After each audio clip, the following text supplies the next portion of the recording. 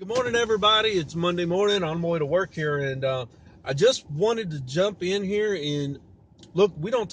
I don't talk about politics a whole lot, and that's not the purpose of this blog. But in regards to some of the financial products that are going to be coming out as a result of politics, I believe is my responsibility and is what I'm trying to do here. So I wanted to make you all aware of a couple things that I overheard in the last couple of days that's going to be coming out with the new president coming into office. And that is one is that there's plans for uh, Congress to allow us all to have access to what's called a health savings account, an HSA. I'm sure y'all have heard of these before.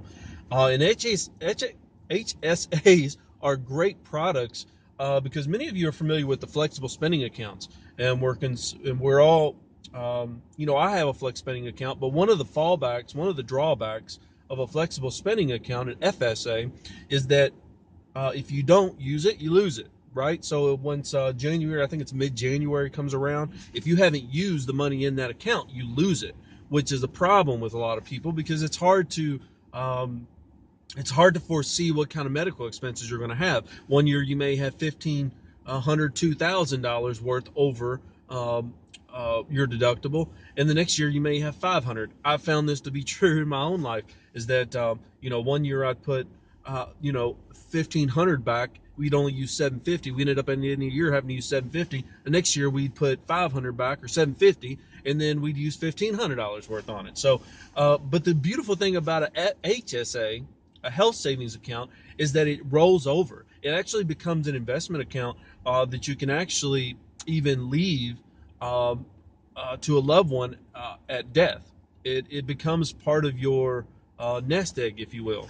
So an HSA is great because it continues to roll over. You can pull back or continue to invest in it as you see fit. Now, one of the difference between an HSA and an FSA is that an FSA, a flexible spending account, you make a determination how much you want to put in it for the whole year, and it pulls it out of your check every week so that by the end of the year it meets that amount, but you have access to it on day one of that year.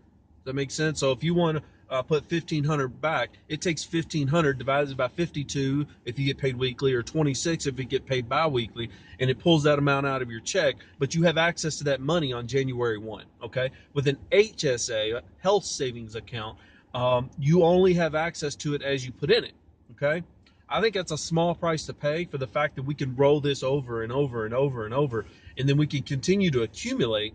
So as we get into retirement, we have also this nest egg of a health savings account that we can use for just health purposes. Now, what's the benefit here? The benefit is that there's tax savings. Okay, a health savings account is a government vehicle allowed so that we do not have to pay taxes on the money that's put into that account.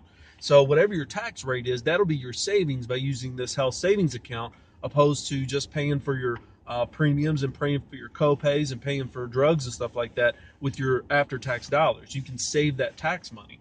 So that's one product that's out there that I wanted to make you guys aware of.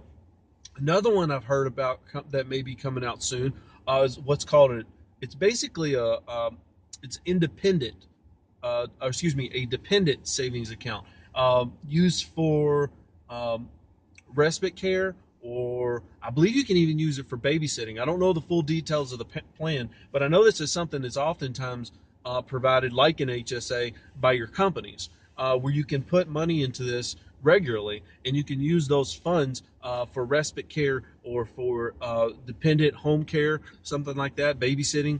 So there'll be more details to come in the future, in the near future, but I wanted to at least drop this in. And for you guys that have, and again, the dependent care account, the beauty of it is, again, it rolls, and plus you have that tax savings. It all comes back to the tax savings. You don't have to pay taxes on that money, so it's an instant savings.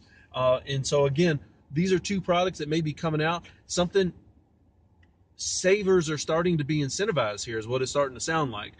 Is that they're starting to incentivize people that save money, which I think it's great for you and me, right? So just wanted to throw that out there. Keep your eyes on this as it comes. A dependent savings account, and a HSA, which is a health savings account. So you may want to keep your eyes on those for the days to come.